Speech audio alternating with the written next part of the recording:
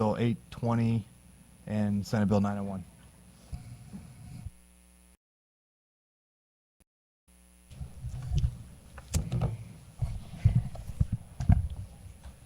Good morning. Thank you, Mr. Chair, for hearing our bills this morning. I'm Tracy McCreery, representing the people of the 24th State Senate District. I'm here to present Senate Bill 820 with my colleague. You don't have to look far to see headlines of another high-speed chase. These high-speed pursuits put law enforcement officers at risk, as well as our neighborhoods and communities. And we live in a time now where a lot of communities are striving for sidewalk policies that encourage outdoor dining, and a lot of communities in our districts have set goals, specific goals of preventing crosswalk and intersection fatalities. Our bill, which is a bipartisan bill, would create a felony charge of fleeing that is proportionate to the potential and preventable harm that may be done by a high-speed chase. I'm proud to work with my colleague, Senator Schroer, on this legislation, and I'm also proud to have several law enforcement officers and agencies here today to share their stories. Thank you, Senator. Thank you, Mr. Chair. For the record, I am Nick Schroer from the 2nd District, St. Charles County, presenting these two bills today, Senate Bills 820 and 901. On Wednesday, December 1st, 2021, the state of Missouri lost an American hero named Detective Antonio Valentine when he was fatally struck by a fleeing criminal in St. Louis County. Detective Valentine was 42 years young at the time of this incident, and he left behind an incredibly strong wife and 4 incredible children. This bipartisan legislation before you today, Senate Bills 820 and 901, appropriately called Valentine's Law, would establish that individuals that knowingly flee police in a vehicle at a high rate of speed would be guilty of a Class D felony when they create a substantial risk of injury. This increases to a Class B felony when physical injury is caused by the fleeing felon, and a Class A felony when the criminal causes the death to another. We have several incredible witnesses here today that personally knew this American hero, Detective Valentine, and want to highlight exactly why this legislation is needed and how it can deter other incidents that put our law enforcement officers and Missourians as a whole at risk. So with that, I would be happy to take any questions, and I know my colleague would as well. Thank you for the bills. You two are all right with combining these two and just running them together? Okay. I don't have any questions. Is anybody here to testify in favor of Senate Bills 820 and 901? Please make sure you fill out a witness form and leave it on the table there for us for our records. Proceed when you're ready. Good morning, Mr. Chairman. For the record, my name is Joe Patterson. I'm the Executive Director of the St. Louis County Police Association. We're the employee organization for over 900 members of the St. Louis County Police Department. The bill you have before you today is the result of over a year's worth of work trying to address a serious problem. And the serious problem is not just germane to St. Louis County, but we're finding it even in our rural communities in the state of Missouri, which is criminals will flee in a motor vehicle at a high rate of speed, creating risk to the motoring public for sometimes even simple minor crimes. This is a problem that actually police officers created, and it'll be interesting for me as a police official, police association official, to blame the cops. But in this case, we responded to public pressure to tighten up our pursuit policies, and we did that. And quite frankly, it was the right thing to do. As a father and a husband, I don't want a cop driving 110 miles an hour down a road chasing a guy for a bad license plate. St. Louis County Police Department has one of the most conservative pursuit policies, certainly in the state. I would probably argue throughout any of our 50 states. The bad guys figured this out quick. They figured out that we couldn't chase them even for semi-serious stuff. So what they did is they just run all the time. And sometimes we'll catch these guys later on and like, what'd you run for? It's like, oh, I had a warrant. It's like, well, that was silly because now you killed somebody and you're going to prison most likely. So, but they just run because they can. And it's actually become kind of part of the criminal culture. They brag about it. You can go on Instagram and social media and Facebook. They'll live stream themselves doing it. I mean, if you go on YouTube, there's videos of it. It's really an awful situation. For us, it became personal when Tony Valentine was a part of a violent crime task force, a task force that I used to serve on and work with Tony on. Proud to call him my friend, and you'll hear from some of his other friends today. But the suspect that was fleeing a lawful detention in this case was doing over 90 miles an hour at the point of impact when he killed Tony on a 35-mile-an-hour surface street in North St. Louis County. This is a street that you would travel up and down every single day. This was not a highway. This was in a very densely populated area, and this was a person that clearly had no complete disregard for the motoring public. So we looked at it and said, you know, it's a problem. Let's come up with a solution. And it was very important to us that we came up with a bipartisan solution. So we spent a lot of time engaging both Democrats and Republicans, community members, survivors of police-involved officer deaths, and I think we bring a good bill forward to you. You'll hear from some of my colleagues and former partners that will speak to some more technicalities, but I wanted to kind of assuage one of the main concerns we heard off the jump. The legislation, when you examine it, does not allow for a person to be charged just because they simply didn't stop soon enough. Example being, if I am a young African-American female driving home from my second shift job at 11:30 in the morning and just heading home to my family, and I see a car behind me with red and blue lights, maybe they have siren, whatever, and I'm just not real sure that this is a good spot to pull over, there still are anxieties, there still are trepidations in certain communities with law enforcement. We work to fix that every day, but it's not something that can be done overnight. If that young woman were to drive to the nearest gas station where she knows it's well lit and likely under surveillance cameras, and chooses to stop there as opposed to pulling over on a dark corner of a road, she would not be charged with a felony in this case. It's very clearly and explicitly stated that it's driving in such a reckless manner that causes that hazard. So that's really the only feedback I got when I was going to different community members and stakeholders and ask questions like, well, we don't want somebody to be jammed up on a felony just because they didn't stop right away. Well, this bill would not allow that. The behavior and actions would have to be so reckless that it would create that substantial risk. So with that being said, we're very proud of the work we've done on this bill, and we're most especially proud to bring a good piece of legislation forward and put Detective Tony Valentine's name on it. It was very important that we officially named it that. United States military veteran, father, coach, friend, and then police detective. I mean, just stand-up guy. We wish he was here today. I wish I didn't have to be here talking about this, but I don't want another Tony Valentine, and I hope this law. So I would implore you to support this piece of legislation, and I'm happy to stand for any questions. Any questions for this witness? Senator Schroer, go ahead. I know it's kind of uncouth to state something, but I'm on the committee and a sponsor. But I just want to reiterate that point of the individuals fleeing because they don't think they're going to be chased. My chief and I went on a criminal interdiction task force last year, 2 different high-speed chases. Both of those individuals, they ran. One guy didn't even have a record. He had expired plates, and as soon as the red and blues came on, he took off, high rate of speed, ended up crashing, and by the time we got there, they had asked him, why did you run? He said, I didn't think you guys would chase us. I didn't think you guys could chase us. So I think we have to change the conversation and the narrative on that and let people know, look, we will come after you, but we're going to do it in a safe manner and not put our people at risk. I can't stress enough how correct you were in stating that. So for some reason, there's a narrative that across this state, police can't chase, so you're okay to leave at a high rate of speed. And once you've left and you're going 80, 90, 100 miles an hour, then what? So I thank you again today for coming. Thank you. And Mr. Chairman, if I could add just a quick thing that I guess one point that I may have missed, when they flee, we're still not going to be able to chase them, right? Like they're going to get away. We'll have to, in St. Louis County's policy, and we have some commanders behind us that have helped write and implement that policy to this day and supervise the men and women that abide by that policy. We will go as far as our members will have to not only cease their direction of travel behind the vehicle, but they'll turn away so that we can see on their GPS that they're no longer anywhere near that vehicle. Now, the bad guy's still driving 90 miles an hour thinking the cops are still behind him. We're now gone. So he's gotten away for all intents and purposes. But through technology, and you'll hear about some of these technologically advanced programs we can use, we want to be able to charge that person with the actual act of fleeing after we catch them. Now, maybe they don't wreck out down the road, but whether it's a license plate reader or cell phone records or surveillance cameras, when we pin it down and who that person is, if they had a dead body in the car, if they had guns and drugs or weapons of mass destruction, it's going to be gone by the time we catch them. So we don't. The teeth will be the actual act of fleeing, and that'll hopefully help persuade them to not continue this behavior. Any further questions? Seeing none, thank you for your testimony. Thank you, Chairman. The next witness in favor of these Senate bills.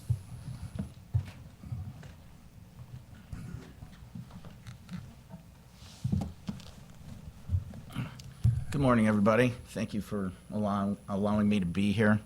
It's kind of an emotional day for us, a lot of the guys behind you. Tony was a fantastic guy.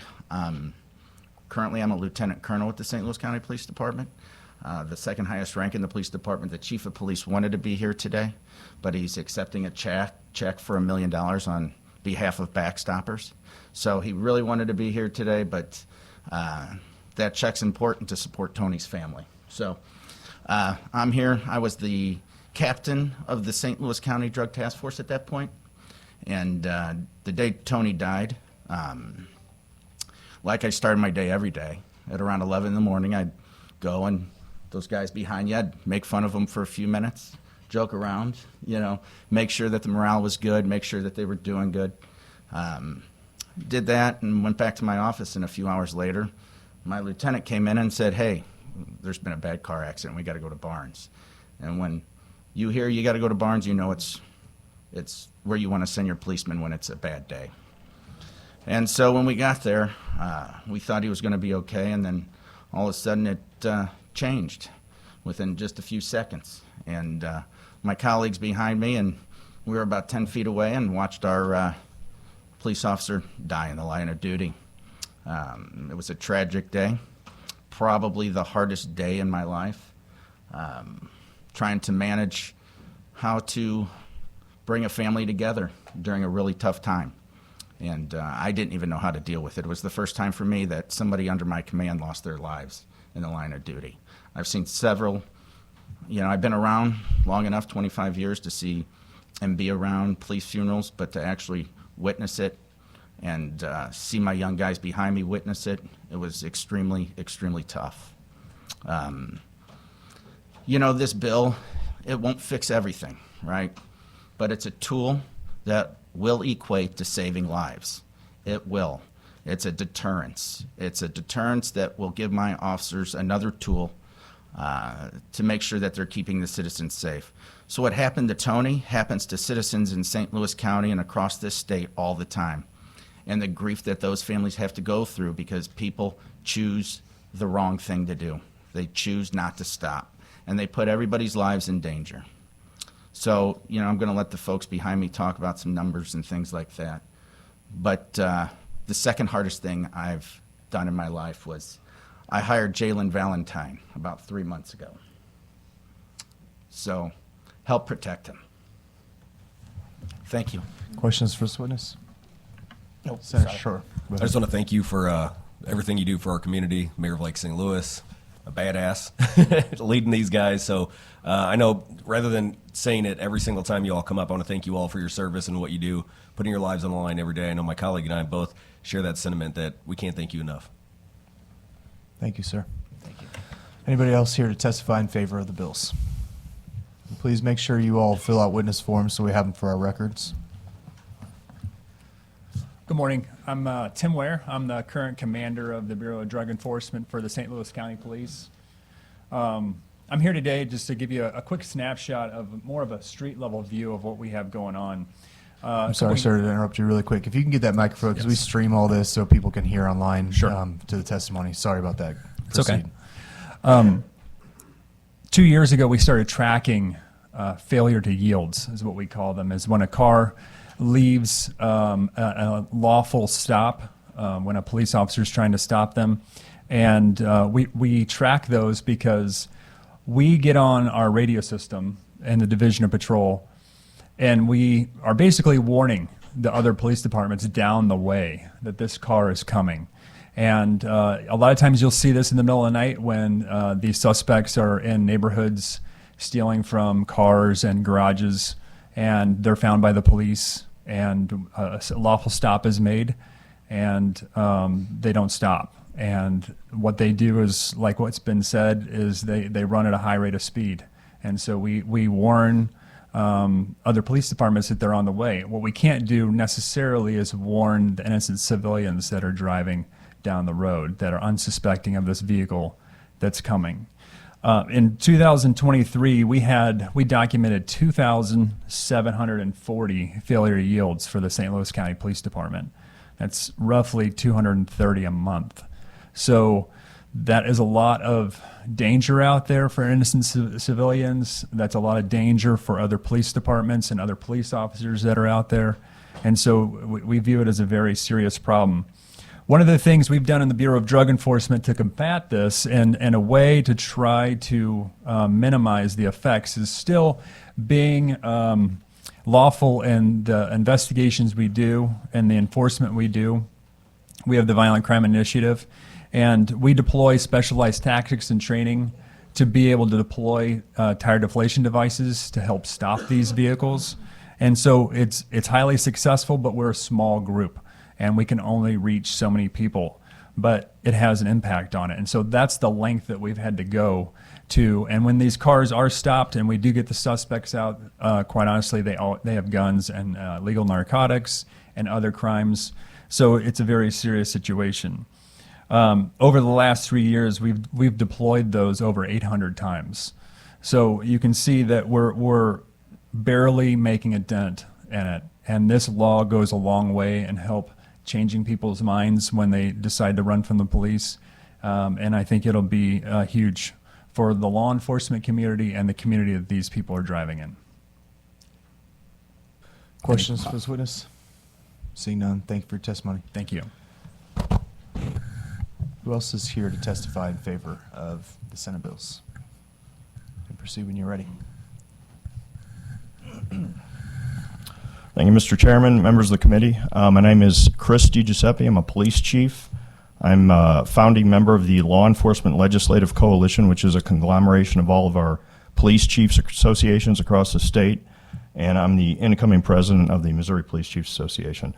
I'd like to echo our support for this bill, and just to further justify the need for this, the need to curb this dangerous behavior. We have a criminal interdiction task force out in the county that I police, as Senator Schroer referred to.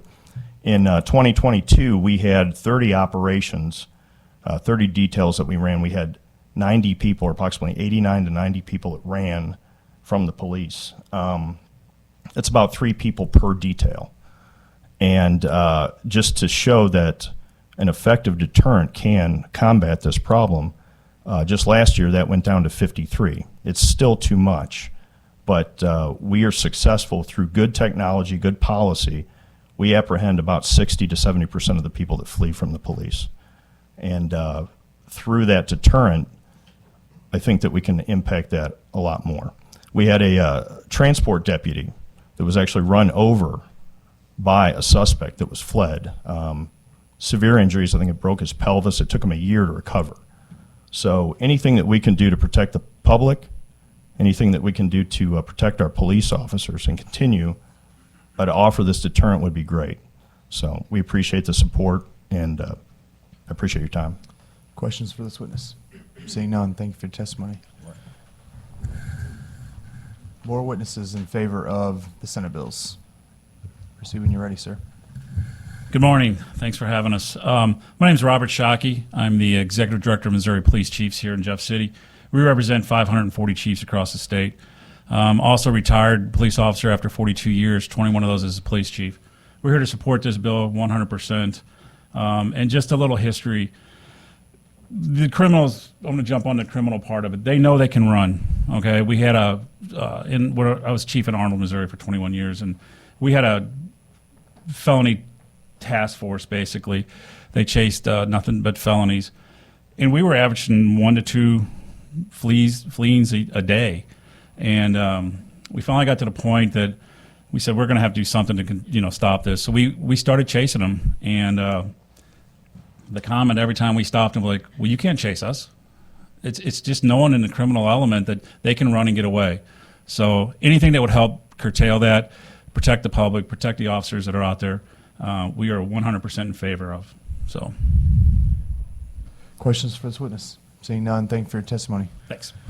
Anybody else here to testify in favor of the Senate bills?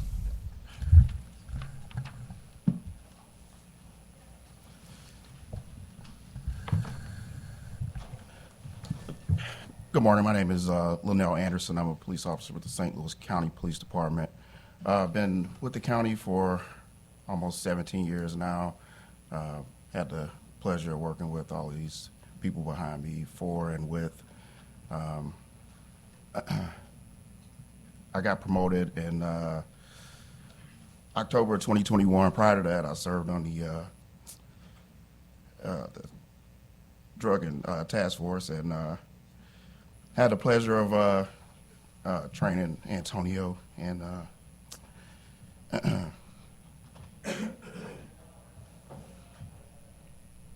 and riding with him every day. I just wanted to, I don't really have a set script or anything like that. I just wanted to echo what everybody else said when giving this bill a little consideration. This is a very dangerous environment out there we're dealing with. And sometimes we're left with making the best of some bad choices. So we have to do it. You know, we have the ability, so it's our responsibility. So we have to go out here and do this job and make sure we're protecting the citizens from all this dangerous activity. This bill is huge for us because, you know, we're seeing the same people multiple times, and that's becoming an issue for us. So this bill would help curtail some of that. I just wanted to, you know, tell you guys what kind of guy Antonio was. He was just solid, man. You know, every day I miss him. We all do.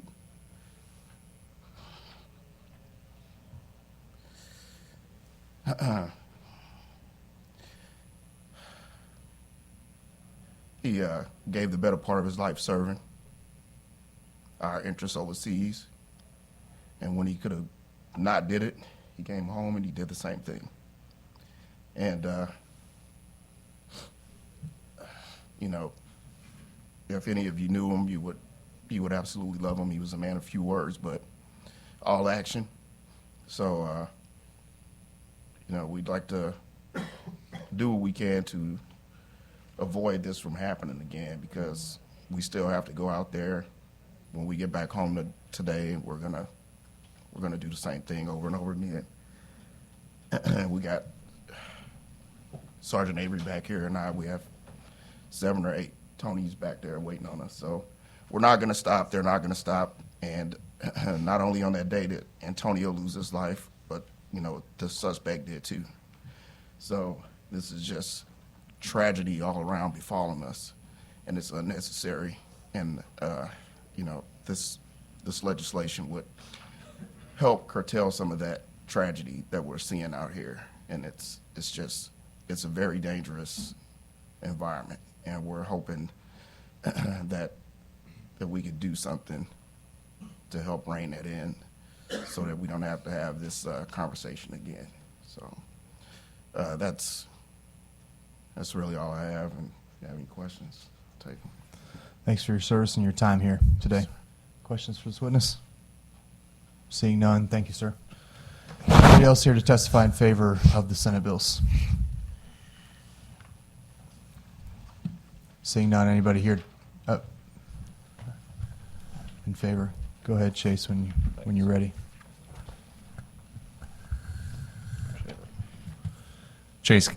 Morning, Mr. Chairman. Chase Campbell, going on record in support for St. Louis County. Law enforcement has a dangerous and difficult job, so they deserve our support. Questions for this witness? Seeing none, thank you. Any further testimony in support of the Senate bills? Seeing none, anybody testify in opposition to the Senate bills? Seeing none, anybody testify? Yeah, go ahead. Thank you. I was in appropriations, but I wanted to just personally tell Senator McCreery I appreciate your leadership on this. I think we sometimes get in this unfortunate, divisive environment when it comes to just law enforcement and folks that are committing crimes. And I think you're showing a lot of leadership by not only saying that public safety should be a priority in St. Louis, but our state. So thanks. And I'm working with Senator Schroer on this. No, nobody cares about that. No, I appreciate I appreciate his work on it as well. Just briefly, I know I've told several of you, but we have some food and drink for the officers in my office today. So before you all head out, make sure you grab some, I think it's Chick-fil-A. So if you like that, we got tea, coffee, and everything. Nice. Except for Brian. Anybody here to testify in opposition? Anybody for informational purposes only? See none. Senator, would you have any closing remarks, any thoughts? No, I just want to say thank you, and I hope that the fact that me and Senator Schroer are working together on this shows that it's truly a nonpartisan issue. Well, based on some of the words here from the committee, you may have to just go with your bill. So we'll see how that plays out. But thank you, Senator. That'll conclude the hearing on those Senate bills. We're going to go into get a quorum and then go into executive session. Ben, call the roll.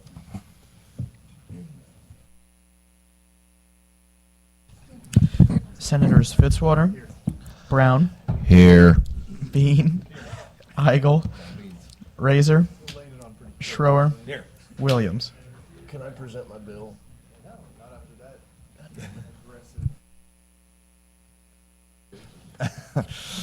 Quorum being established, we'll go into executive session. I move that we go into executive session. Do I have a second? We have a second. All those in favor say aye. All those opposed, no. The ayes have it. We're in executive session. I move that Senate Bill 755 be voted out of committee. Do pass. Do I have a second? I have a second. This is Senator Luekemeyer's bill that changes the period of detention on arrest without a warrant to 48 hours if a person is arrested for a criminal offense involving a dangerous felony or deadly weapon. Any discussion on that? Seeing none, I now move that Senate Bill 755 be voted do pass. Do I have a second? Ben, call the roll. Senators Fitzwater, Aye. Brown, Aye. Bean, Eigel, Razor, Schroer, Williams.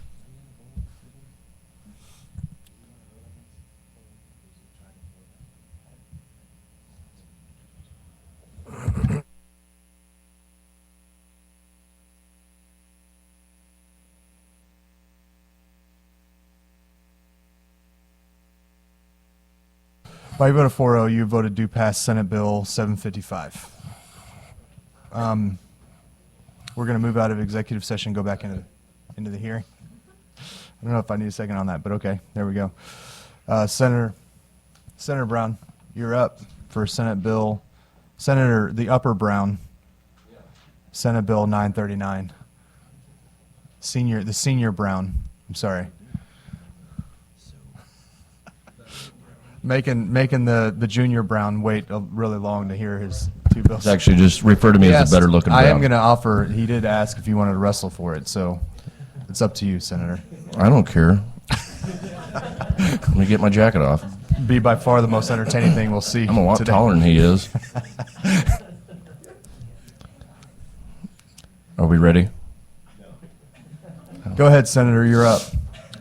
Good morning, Mr. Chairman, members of the committee. For the record, Senator Justin Brown representing District 16 today. I'm here to present Senate Bill 939. Currently, state funds for the East-West Gateway Coordinating Council and for the Mid-America Regional Council are not to exceed $65,000 in state funds. For the Regional Planning Commission shall not exceed $25,000. This bill, Senate Bill 939, increases that cap to $130,000 and $50,000. These caps have not been adjusted since 1966, and they are strapped for money. These funds are used for matching grants, employee wages, and other community efforts. State agencies increasingly rely on Missouri RPCs to provide critical local support services for state assistance programs. The RPCs are engaged in numerous activities, including economic and community development, housing initiatives, safety and security, long-term recovery, environmental management, and quality of life issues.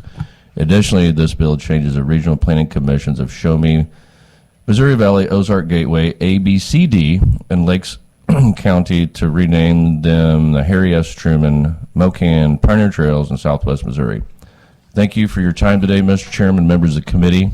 I appreciate the opportunity to present this bill, and I will entertain any questions. Any questions for the senator? Seeing none. Anybody here to testify in favor of the bill? Come on up, fill out a witness form, and testify when you're ready.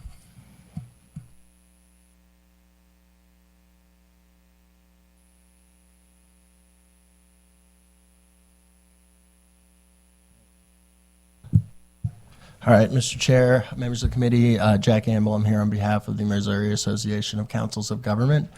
And honestly, the senator did a fantastic job at summarizing this. So I'm here Yeah, for there's a lot any- of heart in that testimony. You could tell. I felt it in the back. It was palpable, to be honest. Thank you, Jack. If you guys have any questions, if you want to ask me, I'm more than Questions willing for to the answer. witness? Seeing none, well done. God, that was awesome. Thanks, guys. Any more testimony in favor of Senate Bill 939? Seeing none, any in opposition? There better not be from the sponsor. Seeing none, anybody here testify for informational purposes only? Seeing none, that'll conclude the hearing. Senator, any closing remarks? You know, Senator, Mr. Chairman, I just really want to thank you for this opportunity today. You made my day, buddy. Thank you. Thanks. That's very kind of you. The next bill we're going to go to are the junior Senator Brown, Senate Bills 1067 and Senate Bill 1308. Senator Brown, you go ahead and present those. If you want to present them together, since they're two naming bills,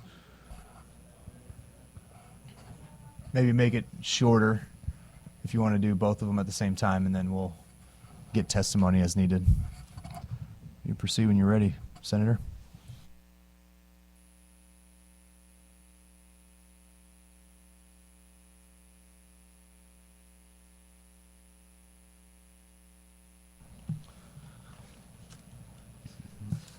Thank you to the committee for the opportunity to present these bills. For the record, my name is Ben Brown, Senator for the 26th District. The first bill, both of them are pertaining to naming bills, is Senate Bill 1067, and this would designate a section of Highway 55 or Highway 50 from CRD Nowak Road continuing east to Dan's Road in Gasconade County as the Police Chief Mason Griffith Memorial Highway. For those of you who might remember, Chief Mason Griffith, he was a law enforcement veteran of 12 years, and tragically on March 12th of last year, he was shot and killed while responding to a call at a Casey's convenience store in Herman, Missouri. Mason was somebody that I got to know at a personal level throughout my campaign, being right there in my district. Somebody that no matter really who you talk to, you cannot find one person to say a bad word about this guy. Just all around, real friendly guy that contributed a ton to his communities. In addition to serving with the Herman Police Department, he was also a part-time chief of police for the Rosebud Police Department. So the impact of his loss on both communities just simply cannot be overstated. He's also survived by his wife, 2 sons, mother, and father, and I think that this naming bill is the very least we could do for this fallen hero. Great. Any questions on that bill from anybody? Thank you, Senator. You want to do Senate Bill 1308 real quick? Yeah, so Senate Bill 1308 is another naming bill. This would name the portion of U.S. Highway 63 from the south end of CRD 637 loop continuing north to the city of Freeburg to Dogwood Street in Osage County, and it would designate it as the POW-MIA Paul Hasenbeck Memorial Highway. And just for a little background, Paul was from Freeburg in Osage County. He was drafted in the Vietnam War at the age of 18 years old. He went missing in South Vietnam after he volunteered for a mission and was assigned the lead machine gunner position on a flat-bottom wooden boat that had been commandeered to take troops back to their base camp. He went missing and wasn't heard from again. I know there have been resolutions in this legislature to honor him and the sacrifice that he made in the past, and so I present this naming bill as just another way to honor his sacrifice. Okay, great. Senator, in the past we've kind of combined some of these bills and kind of created big naming bills because it's hard to get individual bills through on their own. These are special people, obviously. Would you be okay with combining these and making kind of a naming bill, which we've done like omnibus naming bills in the past? Would you be open to that, or would you prefer that you have these kind of running by themselves and see if we can get them through on their own? I'd be okay with combining them. You would be? Okay. That's good to know. So I think for the committee, if you have naming stuff, this may be a vehicle for doing some of that, which we've done in the past. Last year, I think we had one that had, I don't know, maybe a dozen names on it. So we appreciate that, but obviously want to give everybody that's on this naming stuff their recognition and their due as well. So we may end up combining these two bills. and running one bill and then adding some stuff in committee next week. And we'll run them by you. We'll make sure you're okay with anything we may add to that. Any questions for the sponsor? Seeing none, anybody here to testify on either one of these bills, Senate Bill 1067 or Senate Bill 1308? Anybody here to testify in opposition to Senate Bills 1067 or Senate Bill 1308? Seeing none, anybody here for informational purposes only? Seeing none, that'll conclude the hearing on those bills. Thank you, Senator. Appreciate your time.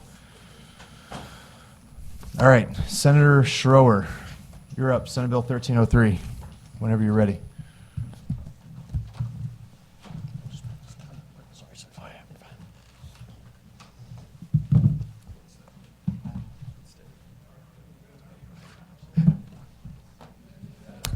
Thank you, Mr. Chair. For the record, again, State Senator Nick Schroer for Senate District 2, St. Charles County, presenting Senate Bill 1303, which would designate certain parts of the Ozark Highlands, Missouri, Appalachia, the Ozark Highlands Spirits region. This is a different type of naming bill. It is kind of competing with what we're seeing in Kentucky and Tennessee as far as the tourism related to distilling. And this dates back to the 1700s and 1800s when descendants of English, Scottish, Irish, Germans came to southern Appalachia. The Appalachia region, stretching from Missouri into mid-Arkansas, is known as the Ozark Highlands. And after it was designated this in 1819, just 2 years later, Missouri became a state. And our section of the Ozark Highlands is known as the Missouri Ozark Highlands. As of right now, we've got about 27 distilleries in this region.